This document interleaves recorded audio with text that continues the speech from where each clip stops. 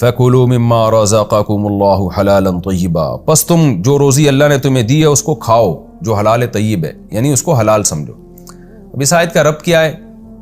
یعنی اللہ تو ایک بستی کا واقعہ بیان کر رہے ہیں کہ بستی نے ناشکری کی اور عذاب آیا، لہذا تمہیں چاہیے کہ اللہ کے حلال کو حلال سمجھو۔ تو کیا ربط ہے؟ مطلب ربط کو خوب سمجھیے، شرک کرنا بھی اللہ کی ناشکری ہے، کیونکہ خاص طور پر ان آیتوں میں سب سے پہلے اہل مکہ کو خطاب ہے۔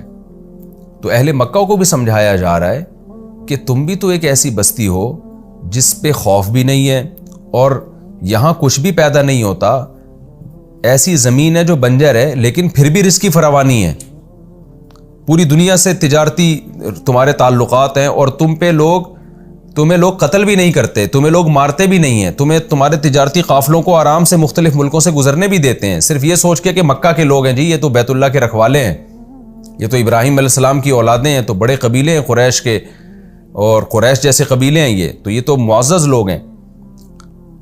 تو تم بھی اگر اللہ کی ناشکری کرو گے نا تو تمہیں بھی اللہ تباہ و برباد کر دے گا۔ تو تمہاری ناشکری کیا ہے؟ اللہ کے ساتھ شرک کرنا، اور مشرکین میں جو سب سے بڑا شرک تھا اپنی طرف سے چیزوں کو حلال اور حرام کر دینا۔ جیسے دوسرے مقامات پر کئی جگہ یہ مضمون ہے نا، اپنے بتوں کے نام پہ جانور چھوڑ دیتے تھے اور کہتے تھے اس جانور کا دودھ بھی حرام اور اس کا گوشت بھی حرام۔ تو اس کو کی قرآن بار بار نفی کر رہا ہے کہ یہ تم نے خود سے کیوں حلال حرام کر دیا؟ یہ تو اللہ کا کام ہے نا، قانون سازی اللہ کے ہاتھ میں، تمہارے ہاتھ میں نہیں ہے۔ تو اللہ کے علاوہ کسی کو قانون سازی کا حق دینا یہ بھی ایک بڑا شرک ہے۔ مینجمنٹ کی حد تک تو انسان کو اجازت ہے کہ لال بتی پہ رکنا ہے اور گرین پہ چلنا ہے، ان چیزوں کا تو مینجمنٹ سے تعلق ہے نا۔ خود چیزوں کو حلال و حرام کر دینا اس کا تو انسان کو رائٹ ہی نہیں ہے۔ انسان کے لیے وہ ذات قانون بنائے گی جو انسان سے اوپر کی ہے، انسان اپنے سے نیچے والوں کے لیے قانون سازی کرے گا، جانوروں کے لیے، اپنے لیے نہیں کر سکتا۔ اپنے لیے تو انسان سے اوپر کی ذات ہے جو اللہ ہے، وہ بتائے گا کہ کیا لیگل ہے کیا انلیگل ہے۔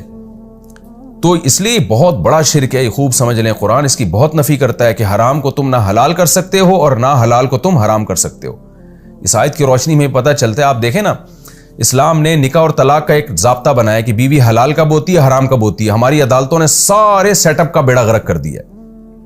میں بار بار چیختا ہوں عدالتی خلا کے خلاف۔ جب آپ بتاؤ کہ کھانے پینے کی چیز کو حلال حرام انسان نہیں کر سکتا، تو ایک عورت اور شوہر، ایک میاں بیوی کو ایک دوسرے پہ حلال و حرام کرنا، یہ تو اس سے زیادہ سنگین مسئلہ ہے۔ اس میں تو زیادہ احتیاط کے پہلو کی طرف آپ کو توجہ کرنی چاہیے۔ اس میں ہماری عدالتوں نے کیسے جرت کی ہے کہ ایک عورت اٹھ کے چلی جاتی ہے اور جج اس کو خلا کی ڈگری پکڑا دیتا ہے، جبکہ قرآن کیا کہہ رہا ہے؟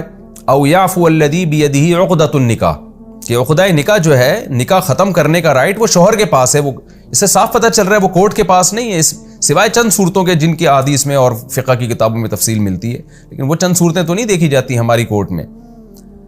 تو یہ بہت بڑا جرم ہے، لیکن میں حیران ہوتا ہوں اس پر آواز کیوں نہیں اٹھائی جا رہی، اس پر سب خاموش کیوں ہیں۔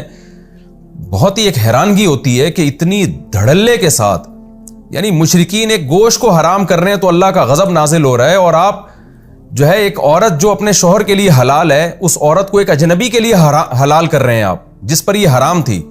جب خلا لے کے کہیں اور شادی کرے گی تو اس کے لیے تو حرام ہوگی نا، اور آپ اس پر حلال کر رہے ہیں اس کو۔ یہ جرم خدا کی قسم اس جرم سے زیادہ بڑا ہے، یہ جو ہماری عدالت